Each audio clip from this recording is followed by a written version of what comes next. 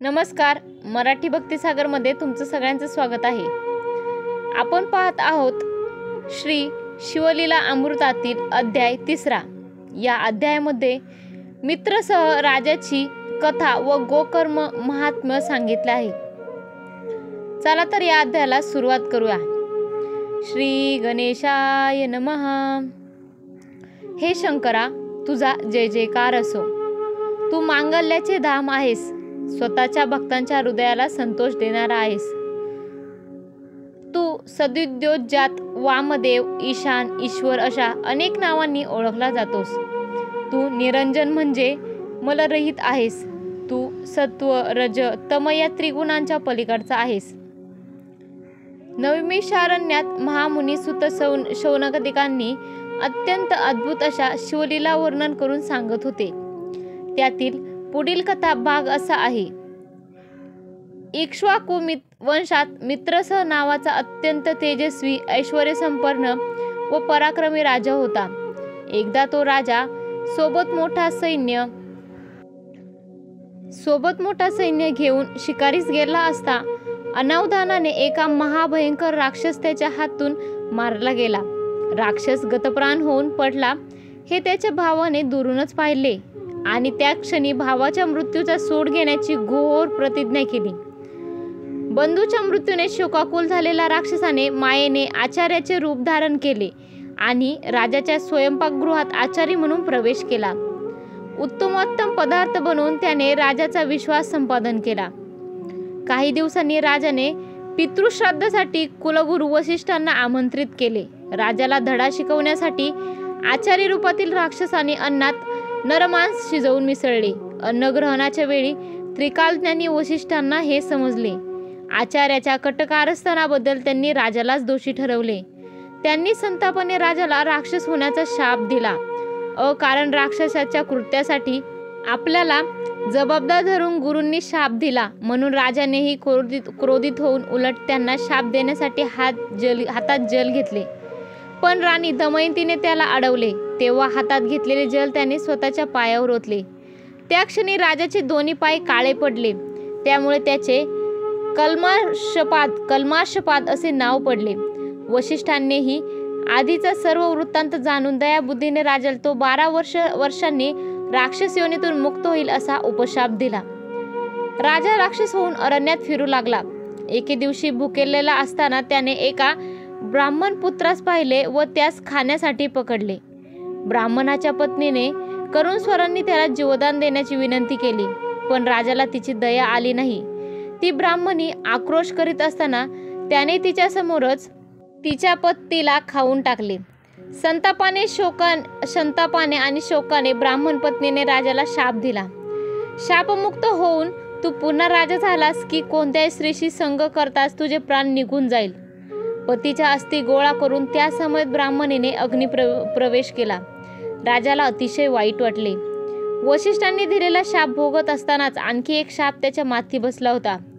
मृगये दरम्यान झालेला राक्षसाचा वध आपल्याला इतका महाग पडेल आणि अनिवार्य दुःख भोगावे लागेल असे त्याच्या स्वप्नातही आले नव्हते. 12 वर्ष पूर्ण होताच पूर्वरूप प्राप्त होऊन तो नगरात परतला. पण पत्नी दमयंतीला टाळू लागला. आपल्या पतीचे काहीतरी बिनसले आहे हे त्याच्या चाणाक्ष पत्नीने ओळखले. मग राजाने घडलेला प्रसंग तिला सांगितला. तिलाही अतिशय वाईट वाटले.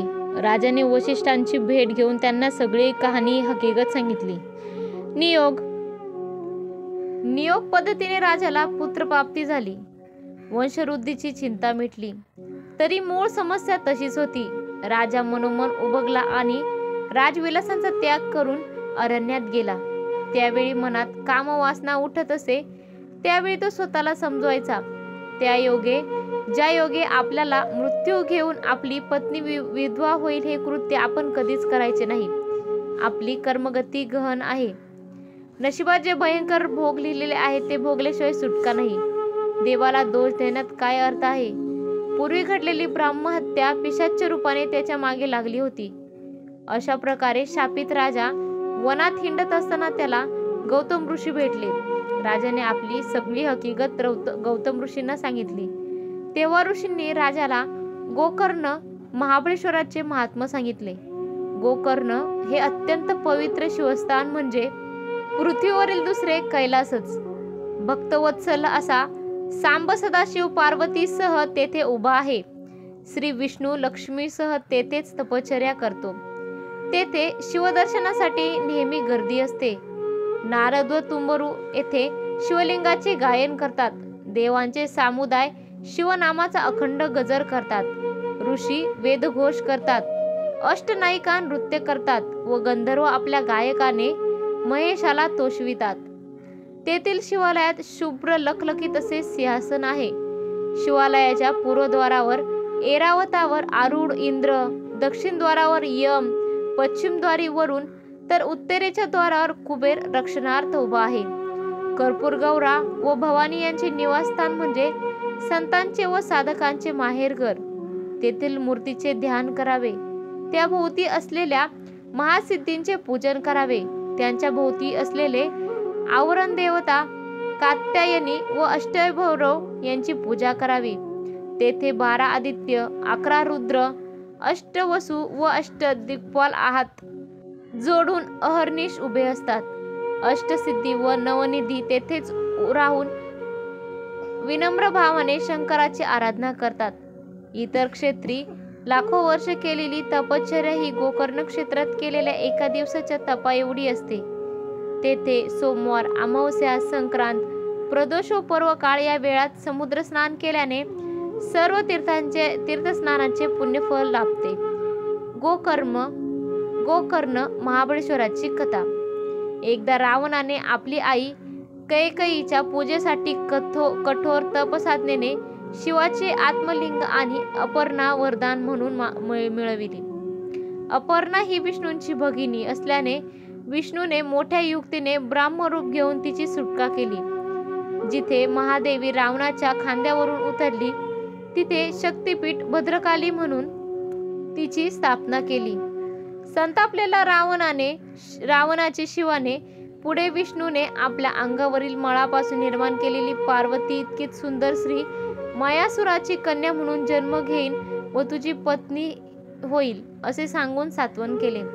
भगवान शंकराचे अत्यंत तेजस्वी आत्मलिंग म्हणजे ब्रह्मानंद रूपी रसाचे ओतीव साकार रूप. ज्याने इच्छा मात्रे अनंत ब्रह्मांड रचिली त्याचे हे निजरूप. शंकराचे आत्मलिंग एका असुराकडे जाऊ नये म्हणून देवांनी गणेशाची प्रार्थना केली. गणपतीचे चरित्र अत्यंत अगाध आहे.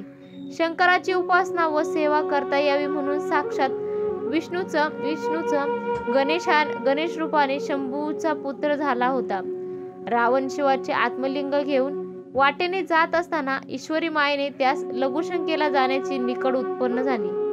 त्यावेळी गणेश गुरख्याच्या रूपात तेथे होता. रावणाने शंकराचे आत्मलिंग त्याच्याकडे सांभाळण्यास देऊन ते भूमीवर न ठेवण्याविषयी बजावले. गणपतीने अशी माया रचली की रावणाची लघुशंका संपता संपेना.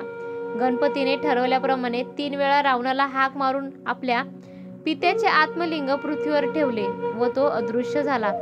रावणाने ते शिवलिंग उचलण्याचा खूप प्रयत्न केला पण ते कायमस्वरूपी तिथे स्थिर झाले. हेच शिवपीठ गोकर्ण महाबळेश्वर म्हणून प्रख्यात झाले. रावण आणि त्याची आई त्याचे बंधू तेथेच शिवपूजन करू लागले. इंद्रजितासारखा पराक्रमी पुत्र, 18 अक्षहिनी इतका सैन्यभार, अपरंपार संपत्ती, सर्व प्रकारचे ऐश्वर या सर्व गोष्टी रावणाला श्री क्षेत्र गोकर्ण महाबळेश्वर येथे शिव अनुष्ठान केल्यामुळे प्राप्त झाल्या. गौतम ऋषींनी राजाला अजून एक गोष्ट सांगितली. एकदा अरण्यात त्यांना एक चांडाळ स्त्री दिसली. ती अत्यंत कुरूप व जन्मांध होती.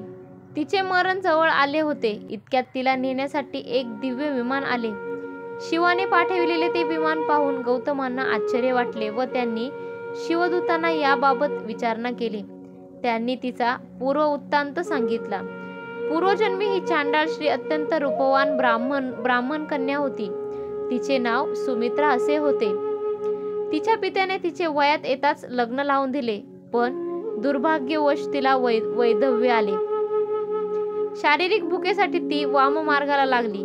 पित्याने खूप समजावले पण तिने काही ऐकून घेतले नाही. शेवटी कंटाळलेल्या ब्राह्मणाने तिला घराबाहेर काढले.